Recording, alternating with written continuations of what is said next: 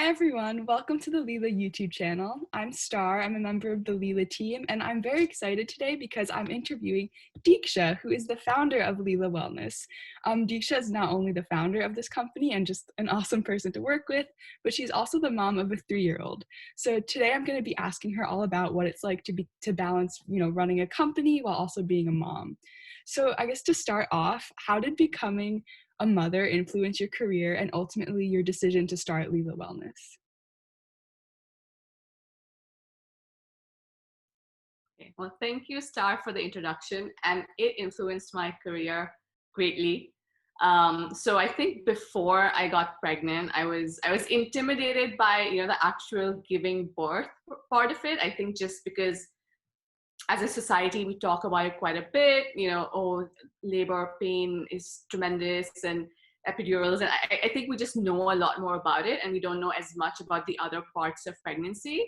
So actually going through the process of pregnancy, postpartum, becoming a new mom, I actually found that quite challenging. I mean, it is a beautiful journey. There are many positives to it, but it's also quite physically and emotionally draining. So I had just terrible nausea. Days I couldn't get out of bed. I had lower back pain, sleeplessness. I had all kinds of physical symptoms. And every time I would go, to my local pharmacy, there was really nothing that I could take. And when I would have a conversation with my doctor, it was like, look, this is normal.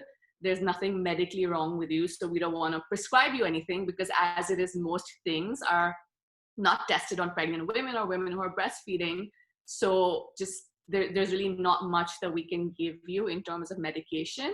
And then there wasn't much over the counter either.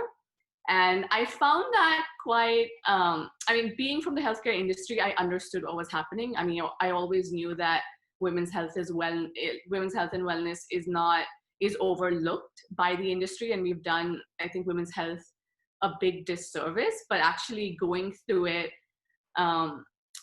as a woman, I was like, wow, I can't believe. I just thought for generations, women are giving birth and they're becoming moms and it's happening all over the world. Like how hard can it be? And I wanted to do something about it, right? I have 2 sisters. Now I have a daughter. I didn't want to have so many women go through this without any help. So that's really when I made the decision in my career that, okay, I'm going to quit my job and I'm going to work specifically towards betterment of women's health and wellness, and I want to work specifically in women's health and not overall healthcare. And where I thought my personal value add can be based on my personal and professional background was product. So that's really how Lila Wellness came about, that we're creating natural product for natural experiences that women go through.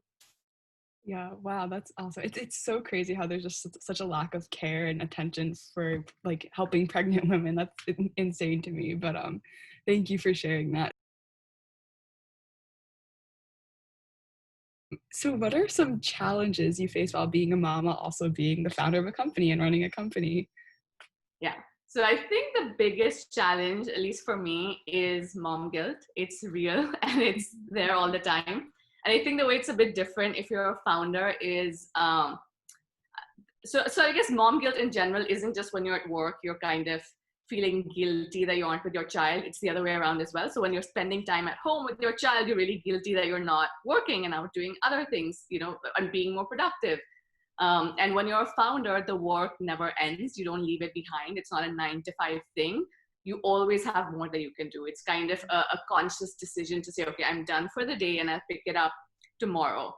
So you're always guilty no matter what you're doing until Lila's asleep. And then you're free to work and you don't have to feel so guilty.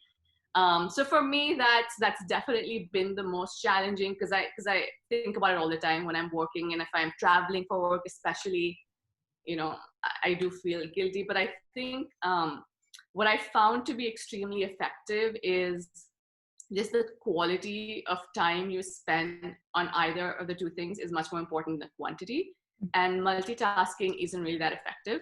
Yeah. So being with my daughter and being on Slack and taking a phone call, it just doesn't work, because you're not really giving your 100% to anything.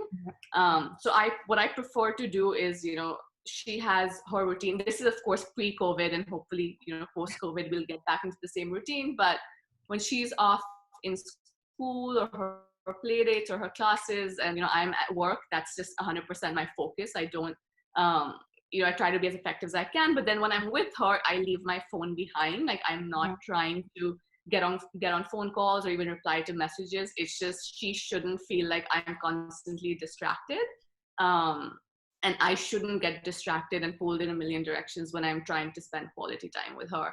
So that's really worked well for me. And also, just like mentally, I know that, look, there's nothing to feel guilty about. I'm giving, both things are important to me, and I'm giving both things their time. And I'm really, when I'm doing that, I'm giving it my 100%, and that's really the best I can do. Yeah, yeah, definitely. So I kind of going off of that, do you have any wellness rituals that help you balance it all, or strategies, anything that really helps you kind of Yeah, keep track for of sure. everything? So I'm a few things. So in terms of rituals, I do think I have to make sure that I'm like taking some time off for myself. So Mm. I'm not always, it's from jumping from one responsibility to another. So whether it's, going for a Pilates class or a yoga class, or even getting my nails done, I'll make sure I take a book with me, and I'm not on my email, or I'm not messaging, or I'm not like trying to coordinate my daughter's schedule. It's really time for myself so I can focus on my hobbies. And I also think, so with that, it's less of a routine, but much more of like, um, I kind of decide that based on how the week is going. So if I'm having a bad week, I'm not going to wait until Friday to get, to kind of feel centered again. I will say, you know what, I've had a really crazy 2 days. I'm going to make sure that I get an hour to myself tomorrow, so at least the rest of the week goes off smoothly. So it's something that I do consistently. Mm. Another thing that I do on a daily basis, once again, I do it whenever I find the time. It's not necessarily, um, sorry, No, you're good. yeah. Um, so is meditate and praying. And I think praying for me is less religious, but just more spiritual. I think it's my way of um, being thankful. So a lot of people keep a gratitude journal. For me, it's praying. And then, of course, meditating also helps me feel centered. Yeah. But another thing that I'm just a huge advocate of is finding a community. So it's really helped me through, when I was a new mom. And I think since then, I've just been obsessed with like, just having a group of women that you can share things with is so important. So I have, my group of mom friends that, we're all working, we all have kids, we help each other out. It's so important. And I have a group of women that are female founders, right? We have similar challenges that we go through, and it's nice to discuss wins with each other, because you understand just the tremendous amount of work that it takes to get something small done. Yeah. So I think being, having those friendships, being a part of those communities. For me, a lot of the professional communities are virtual, but even that's super helpful. So yeah, a huge advocate for that.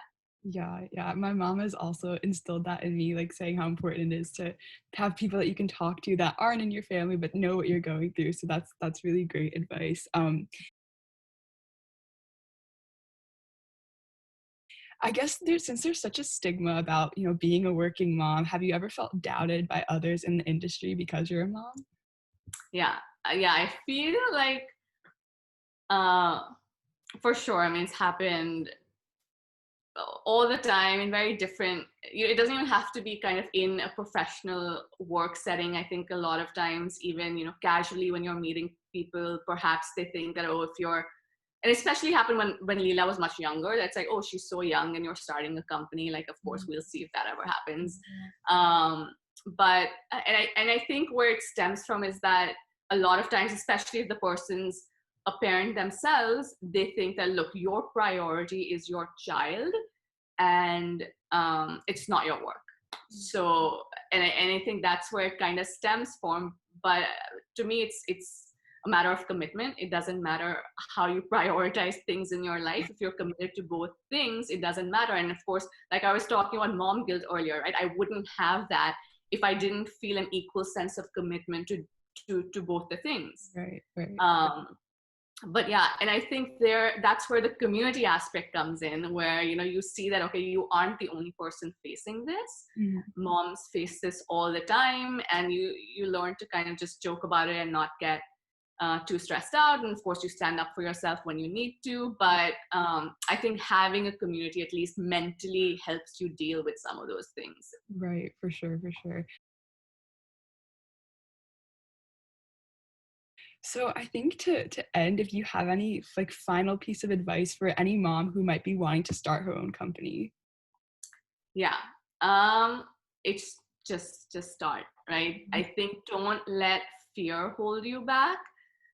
It is challenging, but everything is, even if you're just working a job, I'm sure that's challenging as well. It has its Mhm, own, pros and cons. mhm, And I think it's the so to me, I think the only, now that I actually have founded my own company, I think the only difference between me and perhaps someone else is that I actually just went ahead and did it. I don't think there's a difference in IQ. I don't think there's a difference in skill set. I don't think there's a difference in talent.